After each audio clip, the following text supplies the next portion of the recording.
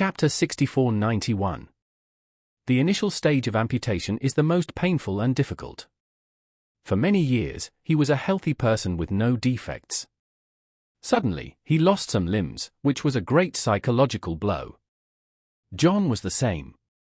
For people like him, the most difficult thing was to accept his disability psychologically, and then to overcome and make up for his disability physically.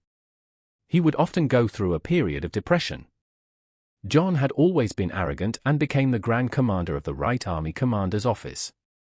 He was originally in high spirits, but now he suddenly became disabled, which was like being poured with a bucket of ice water. Just when he was feeling depressed and sighing, there was a knock on the door. He looked at the time. It had been more than an hour since Chavarin left. He thought Chavarin had completed his mission and returned. So he hurriedly said, "Come in, the door is not locked." The door was gently pushed open from the outside, and John immediately said, "Have you bought it? Let me try it." John did not have any hope for the value that could be bought in a place like Casablanca. He just wanted to buy one to deal with it so that no one would notice the clues. So he did not think it was unusual that Chavarin came back so soon. But what he did not expect was that the man who flashed in after the door was pushed open was not Chavarin, but a strange man who looked much younger than Chavarin and was wearing a mask. John was immediately horrified and asked, "Who are you? How did you get in?" Charlie smiled and said, "Grand Commander Wu. Don't be so nervous. I'm not targeting you. Besides, your security work here is meaningless to me. I can come to this kind of place anytime I want, and leave anytime I want." When John heard the other party call him Grand Commander Wu, he immediately asked vigilantly, Do you know me?" Charlie smiled and said, "I've only heard of your name. And today is the first time I've seen you in person."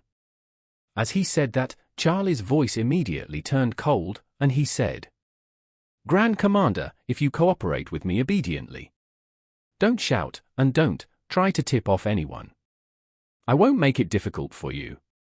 On the contrary, I have prepared a great gift for you. I hope you can accept it."